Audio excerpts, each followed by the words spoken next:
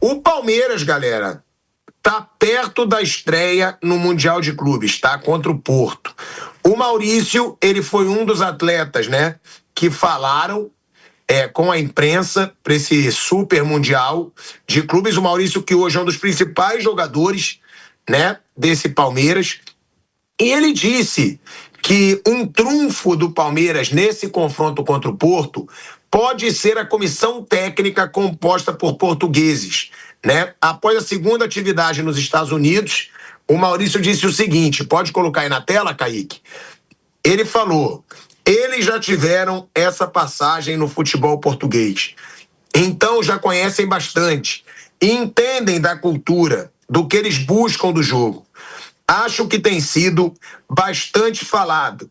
E eles nos explicam o que pode acontecer no jogo, o que podemos aproveitar e o que devemos tomar cuidado. A gente sabe que é uma grande responsabilidade. A parte mental é um grande fator, principalmente dentro de campo. A gente sabe que em determinados momentos do jogo vai estar melhor. É saber administrar. E depois, ele ainda diz, o Maurício, temos muita competição entre os jogadores da mesma posição. Sempre tem isso. Tem uma tabela no nosso vestiário. A gente se cobra bastante. Somos das poucas equipes que estão aqui que fizeram por onde. Temos tudo para fazer grandes jogos e pensar em uma classificação, sim, disse o Maurício. O Abel Ferreira começou a carreira dele, tá, como treinador no futebol português, no seu país natal, e esteve sob o comando da equipe B do Sporting e do Braga, trazendo aí essa informação. Bruninho, realmente pode fazer muita diferença ter uma comissão técnica portuguesa e outra, né, Bruno? Porto está longe de estar numa boa fase.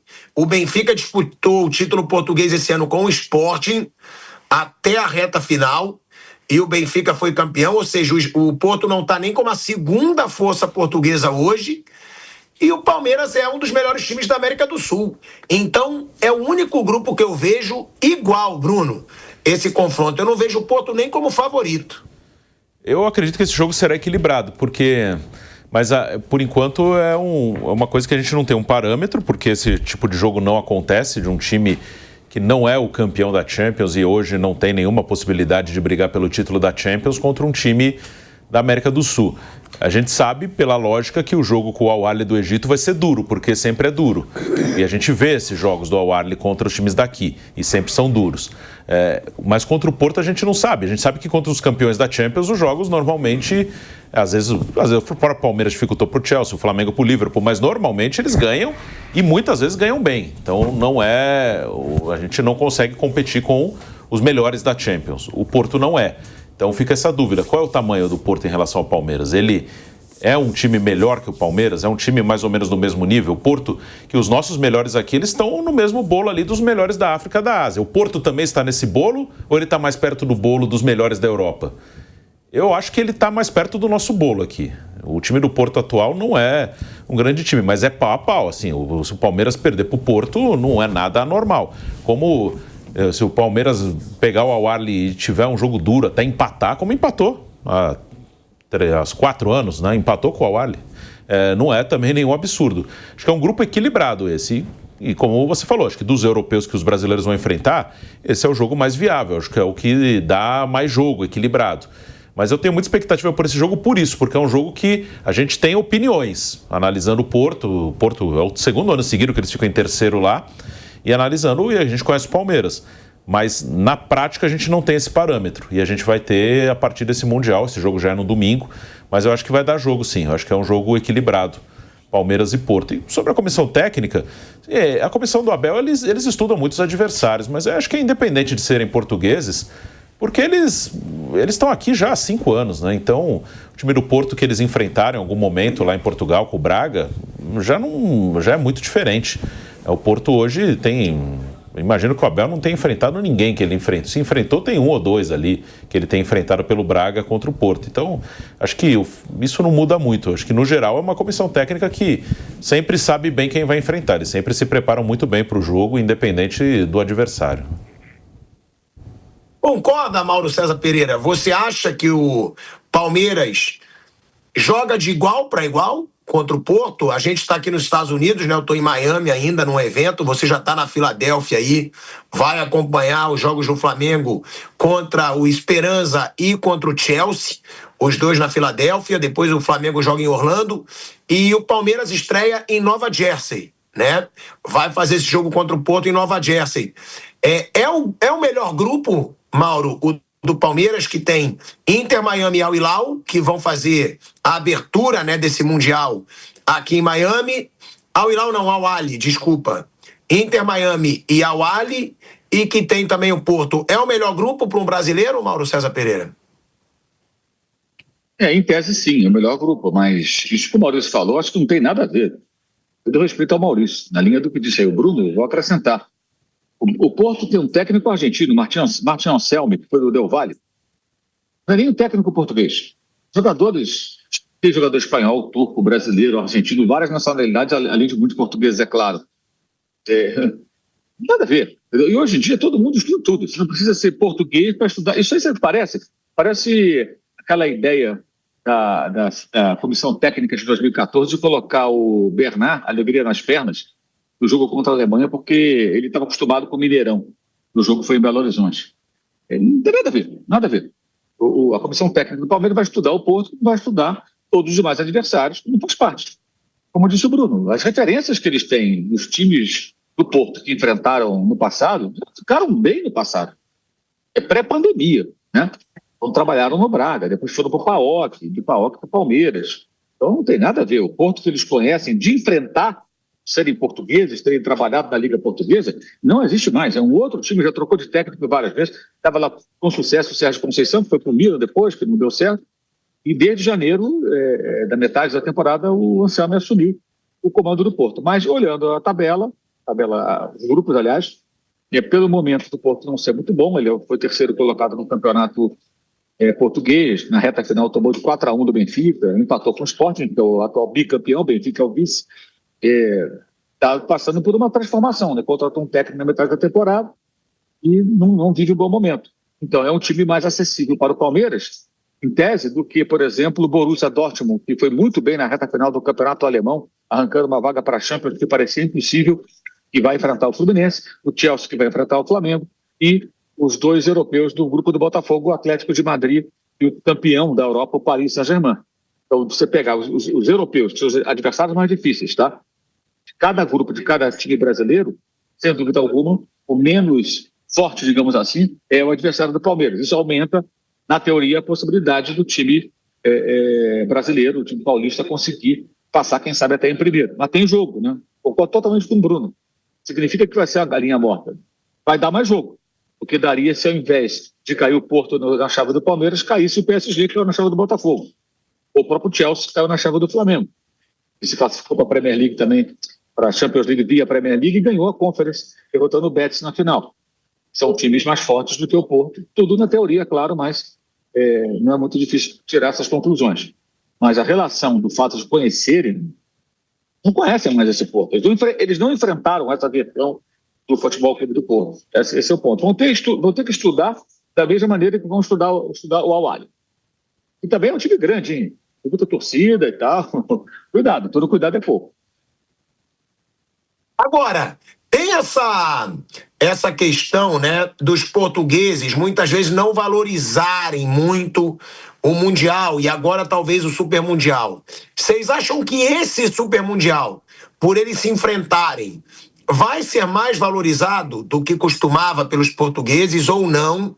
Ou a mesma coisa? E outro, o fato de ser o Porto, um time que está em baixa, pode até ser um fator para o Porto se dedicar mais nesse Mundial do que os outros portugueses falar, pô, esse Mundial pode ser para a gente tentar dar uma volta por cima, Flávio Prado? Bom, o presidente do Porto é o André Vilas-Boas. Ele andou dando algumas declarações, está honrado de ser escolhido para participar e tal, aquela coisa bem protocolar. Não dá para saber exatamente como é que os europeus estão encarando esse torneio. Claro que não com a mesma vibração, mesma ênfase dos times brasileiros, essa coisa toda, saída de delegação e tal. O Porto chegou, foi muito bem recebido, tem muita colônia portuguesa nos Estados Unidos, como tem colônia brasileira também. Não é um grande time, claro, ele é quinta linha do futebol europeu, mas a quinta linha do futebol europeu não quer dizer que esteja abaixo do futebol brasileiro. Eu ainda acho que o nível de jogo do Porto está um pouco acima do futebol brasileiro. Tem campeonato que é disputado de uma maneira muito lenta, a dinâmica do jogo é muito diferente. A dinâmica de jogo do Porto provavelmente será maior do que do Palmeiras. Mas, claro, se comparar com os outros adversários, caso do Botafogo, Paris Saint-Germain, aí não dá jogo, né? No caso aqui pode dar jogo, mas ainda entendo que o fato de disputar competições europeias, estar mais próximo de um jogo diferente do que o nosso. Nosso é um jogo lento, um jogo travado, um jogo onde o nível de competitividade é muito menor. O Palmeiras leva muita vantagem, mas aqui na América a gente vê que o nível de jogo é muito baixo. Na Europa, o Porto, mesmo jogando numa liga menor, ele disputa jogos com mais dinamismo, ele faz disputas internacionais num nível diferente. Então eu ainda vejo o Porto um pouquinho à frente, mas realmente é o menos difícil dos times europeus. Mas vou ainda na linha do que foi dito pelo Mauro e pelo Bruno. Os outros adversários do grupo também podem criar problema. Eu acho que os times brasileiros, eles vão ter que tomar cuidado com os adversários da Ásia, da CONCACAF, da África. Não é barbada. Você fica olhando e fala, o Botafogo vai jogar com um time norte-americano no domingo. Será que ele vai ganhar? Eu tenho minhas dúvidas. Eu coloco num ponto de interrogação. Porque o nosso nível de jogo é muito baixo. A gente tem um patamar muito pequeno de avaliação. Quando a gente compara aqui, o Botafogo é campeão da Libertadores, é campeão brasileiro. Tá, mas contra que nível de adversário? Aí nós vamos mudar de patamar, nós vamos subir, inclusive, num outro ritmo, numa outra velocidade de jogo. Por isso que eu entendo que vai ser interessante a gente ver não só o confronto com os europeus, onde a chance dos brasileiros é muito pequena, no caso do Palmeiras um pouquinho maior de não perder, mas no restante dos jogos nós vamos ver, sim, a dificuldade dos brasileiros por não terem nível de competitividade no campeonato regional, porque o nível de jogo aqui é muito baixo, é muito pequeno, a intensidade é muito pequena. E lá eles vão pegar a intensidade maior contra qualquer tipo de time que jogue. Contra americano, contra coreano, contra qualquer um. Vai ter uma velocidade de jogo diferente do que eles estão acostumados aqui. E aí o Flávio puxou esse assunto, que falou que os brasileiros vão ter que se preocupar muito com os outros adversários e não só com os europeus. E aí eu faço essa pergunta pro Bruno e também pro Mauro César Pereira, né? Porque, o Palmeiras, ele vai ter pela frente, além do Porto, o Inter Miami, que eu não acho que tem que ser um jogo tão duro não, tá, gente? O Inter Miami, é o time do Messi, mas eu não vejo a Major League Soccer com o nível do futebol brasileiro e dos principais sul-americanos. E aí tem o Al-Ahly, né? Tem o Al-Ahly, que é um adversário que às vezes é chatinho. O grupo do Flamengo, tá? Ele vai ter o Esperança da Tunísia e vai ter o Los Angeles FC, que se classificou vencendo o América do México. O grupo do Botafogo, aí o Botafogo tá lascado, porque além de pegar Paris Saint-Germain e Atlético de Madrid, ele tem o Seattle Sounders, né? Que é o time também da Major League Soccer. E o Fluminense, ele tem, além do Borussia Dortmund, o Mamelodi Sundowns da África do Sul e o Ulsan Hyundai da Coreia do Sul. Os menos conhecidos eu acho que são os do Fluminense.